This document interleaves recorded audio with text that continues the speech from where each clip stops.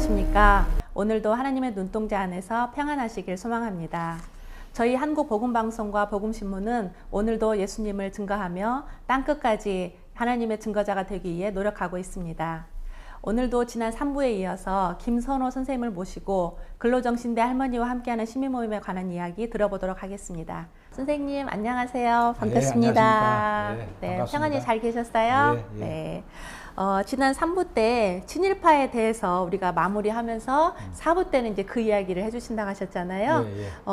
전범 국가인 독일과 일본을 많이 비교해서 얘기하기도 하는데요. 또 선생님께서는 어떻게 생각하시는지 설명 부탁드리겠습니다. 참 세계 1차 대전, 2차 대전, 세계 전쟁이라고 하지요. 세계 전쟁의 주범 국가가 유럽에서는 독일이고 우리 아시아에서는 일본이었습니다.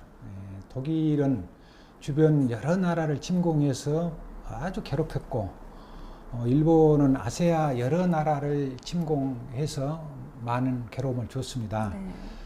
그런 가운데에도 독일은 참 1972년 12월 7일 날 당시 그 빌리 브란트 총리께서 폴란드 국립묘지 위령탑을 방문했었을 때 그 비가 오는 날이었다고 그럽니다. 그때 그 비를 철철 맞으면서 그 위령탑 앞에서 무릎을 꿇고 피해를 준 국가들에게 반성하고 사죄하는, 정말로 눈물을 흘리면서 사죄하는 모습을 보였습니다. 그 말로만 사죄하고 눈물을 흘린 것이 아니라 그 이후에 어떤 사실이 밝혀지면, 전쟁 범죄에 대한 사실이 밝혀지면 그 사실 내용에 대해서 어느 나라가 되었건 확실하게 반성하고 사죄하고 보상과 배상을 철저하고 확실하게 했다고 그럽니다. 그 돈이 무려 배상 금액이 80조 원이 넘는다고 그러는데 일본은 같은 전범 국가이면서 독일과 비교해 볼 때 엄청난 차이가 있습니다. 우선 빌리 브란트처럼 무릎 꿇고 사죄한 사람이 아직 없습니다. 사죄와 반성은커녕 오히려 일본은 그때 우리나라가 니네 나라에 가서 뭐 도로도 깔아주고 철도도 내주고 무슨 발전소도 건설해 줬다. 오히려 우리는 니네 나라한테 시혜를 베풀었다. 이렇게 아주 엉뚱한 소리를 하고 있습니다. 우리나라에 대해서도 특히 한국에 대해서는 1965년 한일협정 때 모든 것으로 다 끝냈는데 무슨 대법원 승소 판결이냐. 오히려 대법원 승소 판결을 불법으로 몰아가고 있고 아예 보상과 배상을 거부하고 있는 실정입니다. 오히려 독도는 자기 땅이다, 일본 땅이다 하면서 망언을 하는 것을 봤을 때 독일과는 아주 반대의 방향, 반대의 모습을 보이고 있는 것이 오늘 일본의 모습이다. 저는 그렇게 보고 있습니다. 또 선생님은 교육자시니까요. 교육적인 면으로 봤을 때는 두 나라 간에 또 어떤 차이점이 있을까요? 그것도 교육적인 측면에서 봤을 때 독일과 일본은 정반대이지 않는가 그런 느낌을 갖습니다. 독일에서는 실제로 그 전쟁 범죄가 세계 대전이 독일이 만들어낸 전쟁 범죄다 이렇게 반성하고 사죄하는 교육을 시킨다고 그럽니다. 실제로. 그리고 히틀러를 비판하는 교육을 시킨다고 그럽니다. 히틀러는 영웅이 아니다. 전쟁을 일으킨 전쟁 범죄자다. 이렇게 교육을 시키고 있고, 또 독일에서는 전쟁과 관련된 그 뭐랄까 전쟁 장소라고 그럴까요? 전쟁터 장소라고 그럴까? 그런 장소. 예를 들면 유태인을 이렇게 가스실에 이렇게 넣어서 죽였던 그런 건축물, 그런 곳을 이렇게 부셔버리지 않고 없애버리지 않고 보존한 상태에서 우리가 이런 잘못을 저질렀다.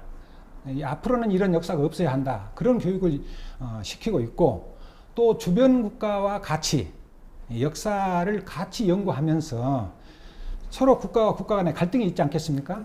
그런 갈등을 줄이고 좁혀가려고 애를 쓰고 있고, 1992년도에는 그 유럽 13개 국가가, 그야말로 유럽의 모든 국가가 모여서 역사학자들이 모여서 유럽 공동 역사 교과서를 출판했다고 그럽니다. 그 출판된 출판물을 이탈리아나 몇몇 나라에서는 교과서로 채택해서 가르치고 있다고 그러는데, 일본에서는 아까 말씀드렸듯이 주변을 괴롭혀서 죄송하다 하는 사죄는커녕 뭐 시혜를 베풀었다고 가르치고 있고, 전쟁 흔적을 보존하는 것이 아니라 전쟁 흔적을 지우기에 급급하고 있고, 또 전쟁 그 히틀러와 같은 사람을 전쟁 영웅으로 거기서는 영웅으로 취급하지 않고 범죄자로 취급했다고 그랬잖아요. 그렇게 교육을 시키고 있다고 그랬는데 일본에서는 전쟁 영웅으로 만들어 가지고 소위 말하는 그 일본 신사에 합사해 가지고 참배를 하는 관료들이 참배를 하는 그런 모습을 보이고 있거든요. 그러니까 독일과는 정반대죠. 그리고 자유의대에 만족하지 않고 아까 말씀드렸던 그 평화헌법 구조를 개정해가지고 전쟁 헌법으로 만들려고 하는 그 책동에 지금 책동을 하면서 혈안이 되고 있는 모습을 볼 때 독일과는 정반대의 교육을 시키고 있는 그런 천멸폐한 국가다. 그런 생각을 갖게 됩니다. 우리나라는 아까도 지난번에도 말씀드렸듯이 역사적으로 2번이나 고통을 당했는데 또 다른 3번째 고통을 당하지 않기 위해서는 정말로 정신 차려야겠다. 그런 생각을 갖게 되는 것입니다. 정말 듣기만 해도 너무 통탄스러운 일이에요. 그거는. 자, 그 독일은 이제 이렇게 반성과 또 배상을 하면서 이렇게 자기들의 잘못을 뉘우치고 있고, 그러면은 이제 독일에 침공을 당했던 프랑스의 경우 보니까 프랑스의 드골 대통령은 세계 전쟁 종전 후에 나치 독일에 협력한 사람들을 매우 엄중하게 다스렸다고 해요. 어떻게 했는지 궁금해요. 아마 대개 이제 프랑스 드골 대통령이 나치 독일과 협력한 부역자를 굉장히 엄중하게 다스렸다. 이런 이야기를 저도 많이 들었거든요. 사실은 프랑스가 독일의 점령하에 있었던 기간은 딱 4년이라고 그럽니다. 1940년 6월부터 1944년 8월까지 4년 동안 참 점령을 당했었는데 우리나라는 뭐 35년 이상을 식민 통치를 받았잖아요.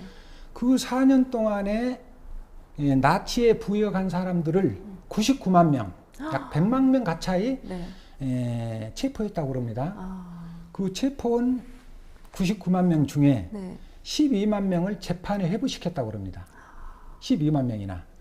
그 12만 명 중에 12,000명을 감옥에 보냈다고 그럽니다. 12,000명을 감옥살이를 시켰고 그 중에 6,800명을 사형 선고를 내렸어요. 그 사형 선고 내린 6,800명 중에 760명은 실제로 사형 집행을 했다고 그럽니다. 그리고 언론에 대해서는 더 엄격했다고 그럽니다. 그 점령당한 4년 동안에 15일 이상 출판물을 출판한 언론사, 쉽게 말하면 신문을 발간한 언론사에 대해서는 확실하게 그 신문사를 폐간 조치하고 그 신문사의 재산을 전부 몰수해서 국유화를 시켰다고 그래요.